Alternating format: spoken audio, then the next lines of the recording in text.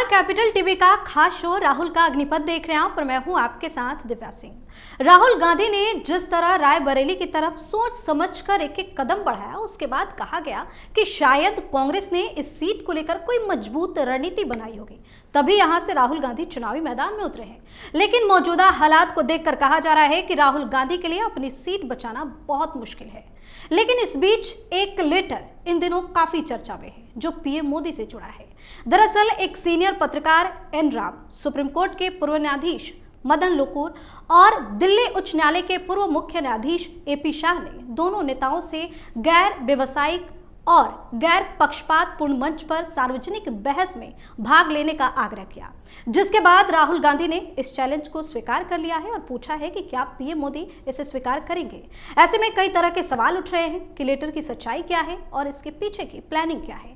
आज इसी पर चर्चा करेंगे। मेरे साथ स्टूडियो मौजूद है कैपिटल टीवी के एग्जीक्यूटिव एडिटर राजीव जी। सर, आपका स्वागत है। धन्यवाद। लेटर के पीछे की सच्चाई क्या है? देखिए, ये लेटर 3 लोगों ने लिखा, उसमें से 2 जज हैं, यानी एक सुप्रीम कोर्ट के, एक दिल्ली हाई कोर्ट के, और तीसरे व्यक्ति कौन है? एक पत्रकार हैं, सीनियर जर्नलिस्ट, हिंदू के एडिटर रह चुके हैं। तो ये 3 लोगों ने एक लेटर लिखा और ये लेटर जो लिखा उसमें कहा गया कि पीएम मोदी के साथ राहुल गांधी की डिबेट होनी चाहिए। चलिए, ये इनकी भावनाएं हैं, उन भावनाओं के कद्र की जानी चाहिए, लेकिन क्या उसी भावना से, यानी कि एक स्वच्छ भावना होती है, सुंदर भावना होती है, जो कि लोकतंत्र को आगे बढ़ाने के लिए कुछ इंटेलेक्चुअल्स को सामने लाने के लिए एक आधार तैयार करता है। लेकिन ये जो सो कॉल्ड इंटेलेक्चुअल हैं, ये लोग क्या वही स्वच्छ भावना के साथ सामने आए, या इसके पीछे कोई बड़ी कॉन्स्पिरेसी थी, या इसके पीछे उनकी एक नई स्ट्रेटजी है, नया नैरेटिव क्रिएट करना चाहते हैं? इन दोनों के बीच के अंतर को समझना जरूरी है। सबसे पहले ये 2 जज, जो एक हाई कोर्ट के, एक सुप्रीम कोर्ट के हैं, और जजों के सिस्टम के ऊपर अभी जिस तरीके से सवाल उठ रहा है, सुप्रीम कोर्ट के जज किस विचारधारा से चलते हैं, वो पिछले कई फैसलों में, और अरविंद केजरीवाल के जमानत पर जो फैसला इन लोगों ने चुनाव से जोड़ कर दिया, उस पर भी सवाल उठ रहे हैं कि ये जो सिस्टम बदलना बड़ा मुश्किल है। कॉलेजियम व्यवस्था है हिंदुस्तान के अंदर। ये हिंदुस्तान एक ऐसा देश है जहां पर जज ही जज की नियुक्ति करते हैं। ये बड़ा विचित्र पहलू है जिस पर मोदी की सरकार ने इसको चेंज करने की कोशिश की। यानी सरकार ने एक बिल लाया, NJAC bill, national judicial appointment commission bill. वो बिल पारित भी हो गया, कानून बन गया, लेकिन उसमें जजों के अपॉइंटमेंट में बड़ी परिवर्तन करने की कोशिश की गई थी कि जज के अपॉइंटमेंट जो होता है हाई कोर्ट का और सुप्रीम कोर्ट का, उसके लिए जिम्मेदार अभी कौन होता है? 5 जज जो कॉलेजियम में बैठे होते हैं। सुप्रीम कोर्ट के 5 वरिष्ठ जजों का एक कॉलेजियम बनता है और वो रिकमेंडेशन करते हैं। हाई कोर्ट में अगर किसी जज का अपॉइंटमेंट करना है तो हाई कोर्ट के कॉलेजियम वहां से कुछ नाम रिकमेंड करेगा और फाइनल जो रिकमेंडेशन होगा ये सुप्रीम कोर्ट के इस कॉलेजियम के जज का होगा। और उसके बाद सुप्रीम कोर्ट में अगर जज नियुक्त करना है तो यही कॉलेजियम है जो रिकमेंडेशन करती है, सरकार उस पर फैसला लेती है, नोटिफाई करती है कि हाँ, इनकी नियुक्ति होनी चाहिए। यानी कि नियुक्ति के प्रोसेस में सरकार की कोई भूमिका भी नहीं है, जज ही तय करते हैं। पिछले 2-3 सालों में ये कॉलेजियम के जो जज हैं, जितने रिकमेंडेशन किए, उसमें से कई कंट्रोवर्शियल रिकमेंडेशन थे जिसको लेकर सरकार ने इस कॉलेजियम के ऊपर उंगली उठाई और उन वकीलों को जो जज बनाया जाना था उसकी नियुक्ति पर प्रश्न खड़ा किया। पहले तो जब प्रश्न खड़ा किया गया और लंबे समय तक उनके रिकमेंडेशन को नहीं माना गया, तो फिर एक नया वर्ग जो कि उसी सिस्टम का हिस्सा है वो सामने आया। उसमें एडवोकेट एसोसिएशन ऑफ बेंगलुरु और एक एनजीओ है कॉमन काउज। इन दोनों ने सुप्रीम कोर्ट में ही याचिका दायर की और उस याचिका में क्या कहा गया कि देखिए, सरकार रिकमेंडेशन को नहीं मान रही है, इसलिए कंटेम्प्ट ऑफ कोर्ट का मामला बनता है। सरकार पर कंटेम्प्ट ऑफ कोर्ट का मामला बनेगा। यानी सरकार कौन? कानून मंत्री हो सकते हैं, उसमें प्रधानमंत्री शामिल हो सकते हैं। इन लोगों पर कोर्ट की अवमानना का आरोप लगाओ और इनको जेल भेज दो, ऐसी याचिका दायर की गई। 3 जजों की बेंच भी बैठ गई, इन लोगों ने आनन फानन में ये जो सॉलिसिटर जनरल हैं उनको भी नोटिस भेजा।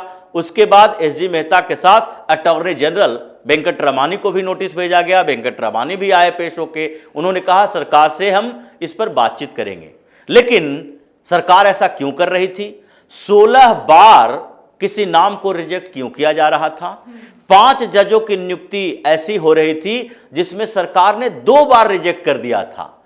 19 जजों को नियुक्त करना था सुप्रीम कोर्ट हाई कोर्ट में, जिसमें से 5 जज बार बार 5 वकीलों को जज बनाने के लिए रिकमेंड किया जा रहा था, सरकार नो कह रही थी। फिर उसमें से जो 11 वकील थे जिनको जज बनाया जाना था उसका भी रिकमेंडेशन सरकार ने मना कर दिया था कि नहीं, इनमें कुछ मामले ऐसे आ रहे हैं, जैसे जस्टिस बीएन कृपाल जो सुप्रीम कोर्ट के चीफ जस्टिस रह चुके हैं, उनके बेटे सौरभ कृपाल का मामला था, उनको भी जज बनाया जाना था ये दिल्ली हाई कोर्ट में। जबकि सरकार ने कहा कि देखिए ये सौरभ कृपाल हैं, इनका जो पार्टनर है, चूंकि वो गे हैं तो उनका पार्टनर है जो स्वीडिश नागरिक है, तो इसलिए विदेशी नागरिक जिसका पार्टनर हो वो व्यक्ति को जज बनाने में थोड़ी समस्या है। सुप्रीम कोर्ट उस पर अड़ी रही, दोबारा भेजी। ऐसे कई और नाम थे, जॉन एस सत्यन का नाम था, सोमशेखर सुंदरन का नाम था। ये लोग जो सरकार विरोधी गतिविधियां करते हैं, जो आर्टिकल लिखते रहे, वकील थे उस समय तो ये था नहीं कि जज बनने वाले हैं, तो उस समय सरकार के खिलाफ लिखते रहे, यानी कि एक विचारधारा। तो उसी विचारधारा के स्तर पर लंबे समय से यहां जजों की नियुक्ति होती रही है। अब ये दोनों जज साहब एक लेटर लिखते हैं, उसमें पीएम मोदी के सामने राहुल गांधी को खड़ा कर देते हैं। अब इनकी मानसिकता क्या है, ये तो इन पूरे सिस्टम को जानने से ही पता चल गया कि ये हमेशा उसी विचार में चलते हैं जिसको एंटी मोदी विचारधारा कह सकते हैं अभी के संदर्भ में। लेकिन इससे पहले भी उसी सिस्टम से लोग चलते थे जिसको प्रो कांग्रेसी सिस्टम कहा जाता है, क्योंकि उस समय से ये कॉलेजियम ऐसे ही काम करते रहा, सरकार से कभी कंट्रोवर्सी हुई नहीं, जिसका मन है उसको अपॉइंट कर दो। और वो विचारधारा जब टूटी तो उसके बाद इनको तकलीफ लगने लगा। दूसरे इसमें एक नाम है इन राम का, ये घोर कम्युनिस्ट विचारधारा के पत्रकार रहे हैं, हिंदू के एडिटर। उसके बाद इनके जो अभी भी जितने आर्टिकल आते हैं अलग अलग अखबारों में, इंडियन एक्सप्रेस में आते हैं, हिंदू में भी आते हैं, उसके बाद वायर में भी लिखते हैं, ये सारे जो लोग हैं इनको एक तरह से ये माना जाता है कि सिद्धार्थ वरदराजन जो कि द वायर के एडिटर हैं, उनके साथ केसी वेणु जो वायर में काम करते हैं, ये तीनों चारों लोगों ने जो बनाया था वायर का कंट्रोवर्सी यही है कि अमित शाह के खिलाफ ऐसी बातें लिखी जिसके कारण उसे माफ़ी मांगना पड़ा, मोदी के खिलाफ ऐसे आर्टिकल लिखे जिसके कारण एक पत्रकार के ऊपर सारा मामला डाल दिया कि उनके व्यक्तिगत विचार थे, इसीलिए ये बच गया, नहीं तो सुप्रीम कोर्ट में ये मामला चला गया था, इतने सबूत थे उसके खिलाफ। ये एक विचारधारा के स्तर पर चलते हैं। और इन लोगों ने अगर लेटर लिखा है तो इस पर तो सोचना चाहिए कि लेटर क्यों लिखा। अब इन लोगों के लेटर को राहुल गांधी एक्सेप्ट कर लेते हैं कि हम पीएम मोदी के साथ चर्चा करने के लिए तैयार हैं, लेकिन पीएम मोदी तैयार नहीं होंगे। अब यही सवाल था जिसका जवाब ये लोग चाहते थे, क्योंकि इन लोगों ने पहले ही ठान लिया था, ये राहुल गांधी की सेटिंग, कांग्रेस की सेटिंग, कि ऐसे लोग जो कि पहले ये चिट्ठी गैंग, लेटर गैंग, अवार्ड वापसी गैंग चलता था इन लोगों का। जब 2014 में प्रधानमंत्री के तौर पर इन्होंने शपथ लिया था नरेंद्र मोदी ने, उसके बाद से लंबे समय तक ये लेटर गैंग चला।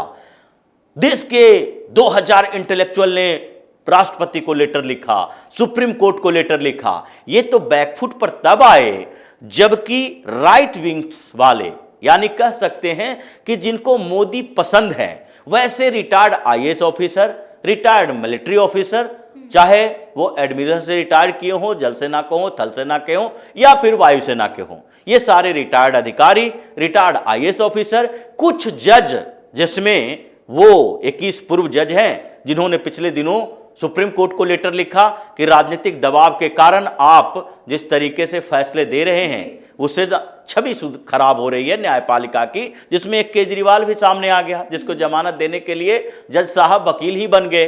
तो ये लोग ऐसे सामान्य तरीके से लेटर लिखते नहीं, ये पूरे के पूरे इन दोनों का लिंक है, क्योंकि इन लोगों को ये तो पता था। इतने भी बेवकूफ मूर्ख व्यक्ति नहीं है, सब पढ़े लिखे हैं, और उसमें भी एनराम जैसा पत्रकार जो कि कॉन्स्पिरेसी के लिए ही जाना जाता है, तो वो पहले से ये जानता था कि मोदी अगर राहुल गांधी के साथ डिबेट करेंगे तो मोदी के सामने राहुल गांधी खड़े हो जाएंगे, क्योंकि राहुल गांधी को कोई तकलीफ नहीं होगी, मोदी ये एक्सेप्ट कर ही नहीं सकते। किसके सामने? क्योंकि ये अमेरिका की तरह प्रेसिडेंशियल इलेक्शन तो है नहीं कि टू पार्टी सिस्टम है, दोनों ने अपने प्रेसिडेंट का उम्मीदवार तय किया। हिंदुस्तान की पॉलिटिक्स मल्टी पार्टी पॉलिटिक्स है। एक जो कि प्रधानमंत्री अभी बने हुए हैं वही प्रधानमंत्री के उम्मीदवार हैं एनडीए की तरफ से, दूसरे में एक बिखरा हुआ विपक्ष है जिसमें कोई अभी तक अनाउंस ही नहीं कर पाया कि वो प्रधानमंत्री का उम्मीदवार है। तो राहुल गांधी से किस हैसियत से प्रधानमंत्री नरेंद्र मोदी डिबेट करने के लिए आए? राहुल गांधी एक सामान्य सांसद है, कांग्रेस के अध्यक्ष भी नहीं है। जितनी सीटें भारतीय जनता पार्टी को मिलती है चुनावों में, उतनी सीटों पर तो कांग्रेस अभी चुनाव भी नहीं लड़ती है। 300 से ज्यादा सीटों पर चुनाव लड़ रही है कांग्रेस पार्टी, क्योंकि उत्तर प्रदेश जैसे जगह पर जहां 80-80 लोकसभा की सीटें हैं, वहां पर ये केवल 17 सीटें पर चुनाव लड़ रहे हैं। दूसरे नंबर की पार्टी बन गई है। महाराष्ट्र में भी ये दूसरे नंबर पर चुनाव लड़ने वाले हैं। बिहार में आप देखिए, जो बड़े बड़े स्टेट हैं, महाराष्ट्र, बिहार या फिर पश्चिम बंगाल, जहां 48 सीटें, 40 सीटें, 42 सीटें और उत्तर प्रदेश में 80 सीटें हैं, वहां सारे को मिला दें तो कांग्रेस 30 सीटों पर चुनाव लड़ रही है। तो ऐसे में कांग्रेस के एक सांसद के सामने पीएम मोदी क्यों डिबेट करने जाएंगे? ये इन लोगों को पता था। यही सवाल पूछा है कि क्या इंडी गठबंधन की तरफ से पीएम के उम्मीदवार है क्या राहुल गांधी? बिल्कुल। जैसे राहुल गांधी को जवाब देने के लिए स्मृति ईरानी काफी हैं या ऐसे कोई सांसद काफी हैं भारतीय जनता पार्टी में, राहुल गांधी के स्टेटस के कई नेता हैं, एक दो नहीं, लिस्ट लंबी है। भारतीय जनता पार्टी में पीएम के कैंडिडेट की लिस्ट लंबी है। पीएम मोदी अगर रिटायर्ड होंगे तो उसके बाद कौन कौन नाम है? योगी आदित्यनाथ का भी नाम है, उसके बाद अमित शाह का भी नाम है, हेमंत बिस्वा शर्मा का नाम है। अब नए तरीके से एक नया लीडरशिप तैयार किया जा रहा है कि अन्नामलई जैसे लोग जो तमिलनाडु की राजनीति में उभर रहे हैं, उनका नाम सामने आता है। डॉक्टर एस जयशंकर जैसे लोगों का नाम भी सामने आता है। ये पूरी लंबी लिस्ट है जिसमें से कुछ और 5 साल के अंदर उभर कर आ सकते हैं। जैसे धामी का नाम भी अब इसमें ऐड हो गया है, क्योंकि उनको बड़ी जिम्मेदारी दी गई यूसीसी लागू करवाने के लिए कि भाई आप उत्तराखंड से इसकी शुरुआत करो। उनके नाम की भी चर्चा हुई। तो ये भारतीय जनता पार्टी की स्थिति है। लेकिन कांग्रेस, कम से कम कांग्रेस को तो ये चाहिए था, इंडिया अलायंस की तरफ छोड़ दो, जैसे एनडीए की तरफ से छोड़ दो, आप इंडिया अलायंस की बात छोड़ दो, कांग्रेस के अंदर ही ये बात होनी चाहिए कि कांग्रेस पार्टी जो है वो राहुल गांधी को अपना प्रधानमंत्री उम्मीदवार बनाती है। ये भी नहीं किया। इंडिया अलायंस में तो ममता बनर्जी कह रही थी मल्लिकार्जुन खड़गे को प्राइम मिनिस्टर का कैंडिडेट बना दो। ममता बनर्जी खुद प्राइम मिनिस्टर का कैंडिडेट, केजरीवाल खुद प्राइम मिनिस्टर का candidate, Nitish Kumar prime minister का कैंडिडेट बनते बनते भाग के चले गए एनडीए में। ये सारे स्टेट लीडर जो हैं वो सब तो प्रधानमंत्री के उम्मीदवार हैं। तो आज राहुल गांधी के साथ अगर डिबेट करेंगे, कल केजरीवाल कहेगा मेरे साथ भी डिबेट कीजिए, परसों ममता बनर्जी कहेगी मेरे साथ भी डिबेट कीजिए, फिर उद्धव ठाकरे जैसे नेता भी कह देंगे, यहां तक तो मुख्यमंत्री स्टालिन भी है तमिलनाडु का, वो भी कह देगा। तो क्या पीएम मोदी चुनाव प्रचार के बीच सिर्फ डिबेट करते रहे? वो डिबेट नहीं करेंगे, वो सवाल कर रहे हैं। आप दोनों के बीच तो मंचों पर चर्चा हो रही है। तो ये नैरेटिव क्या क्रिएट करने की कोशिश कर रहे थे? ये जज साहब और पत्रकार ये सब नैरेटिव यही क्रिएट करने की कोशिश कर रहे थे कि देखो, ओपन डिबेट के लिए पीएम मोदी भाग गए, राहुल गांधी तो तैयार हैं लेकिन पीएम मोदी तैयार नहीं है। यह नैरेटिव क्रिएट करने की कोशिश की जा रही थी, जिसको एक्सपोज किया जा रहा है कि ये राहुल गांधी की औकात क्या है जो पीएम मोदी के सामने खड़ा होकर वो उनसे डिबेट करें। अगर राहुल गांधी की औकात है तो उनसे बड़े नेता भारतीय जनता पार्टी में है। राहुल गांधी ने तो अब तक एक भी जिम्मेदारी नहीं संभाली संवैधानिक पद की, नहीं वो कभी मंत्री बने। उनको मौका मिला था, 2-2 बार सरकार इनकी बनी थी, 10 साल के लिए यूपीए 1 यूपीए 2 की सरकार, उस समय ये मंत्री बन सकते थे। ये एक सांसद हैं और कांग्रेस के अध्यक्ष रह चुके हैं, अपॉइंटेड। ये सिलेक्टेड नहीं है, इनका चयन नहीं, चुनाव नहीं हुआ, इलेक्टेड नहीं है, ये अपॉइंटेड हैं। सोनिया गांधी ने अपॉइंट कर दिया, ये बन गए। अब ये किसी को अपॉइंट कर देंगे, वो बन जाएगा, जैसे मल्लिकार्जुन खड़गे बन गए। तो ये सारी की सारी प्रक्रिया जो की गई है, मेहनत की गई, ये समझिए कि कितनी बड़ी कॉन्स्पिरेसी ये सो कॉल्ड इंटेलेक्चुअल वर्ग की तरफ से इस देश में किया जा रहा है कि पूरा चुनाव का नैरेटिव चेंज करो, पीएम मोदी को भगोड़ा साबित कर दो। राहुल गांधी को भगोड़ा भगोड़ा पीएम मोदी कह रहे थे, क्योंकि वो अमेठी से भाग गए तो भगोड़ा कहना ही पड़ेगा। वायनाड से जब चुनाव लड़े वहां से भाग गए, अब रायबरेली से चुनाव लड़ रहे हैं। एक साथ दोनों जगह से नॉमिनेशन कर देते वो अलग बात थी, लेकिन एक जगह चुनाव खत्म होने के बाद दूसरी जगह नॉमिनेशन करते हो। तो ये जो भगोड़ा का टैग राहुल गांधी के ऊपर लगा है, उसको बदलने के लिए इन लोगों ने एक कवायद शुरू की कि राहुल गांधी को भगोड़ा नहीं, फाइटर साबित करो। और फाइटर साबित करने के लिए इन लोगों ने पूरा प्रपंच किया और ओपन चैलेंज दिया। राहुल गांधी ने एक्सेप्ट कर लिया। अब इन लोगों को खुशी हो गई है, लेकिन जो बातें अब सामने आ गई तो उसके बाद पता चल गया है राहुल गांधी की सेटिंग कहां कहां है और इन लोगों की औकात क्या है, जो कि रिटायर होने के बाद भी राजनीतिक प्रपंच में अब तक फंसे हुए हैं। बहुत बहुत धन्यवाद सर तमाम जानकारी। धन्यवाद। तो पीएम नरेंद्र मोदी को राहुल गांधी सार्वजनिक मंच पर डिबेट करने की चुनौती दे रहे हैं। इस पर अब स्मृति ईरानी ने राहुल गांधी की क्लास लगा दी है। स्मृति ईरानी ने कहा है कि क्या राहुल गांधी इंडी गठबंधन की तरफ से प्रधानमंत्री पद के दावेदार हैं। साथ ही स्मृति ईरानी का कहना है कि जिस व्यक्ति के पास भाजपा के साधारण कार्यकर्ता के खिलाफ चुनाव लड़ने की हिम्मत नहीं है, उसे किसी तरह के घमंड करने से बचना चाहिए। आप अपनी राय हमें कमेंट करके जरूर बताएं। देखते रहिए कैपिटल टीवी। नमस्कार।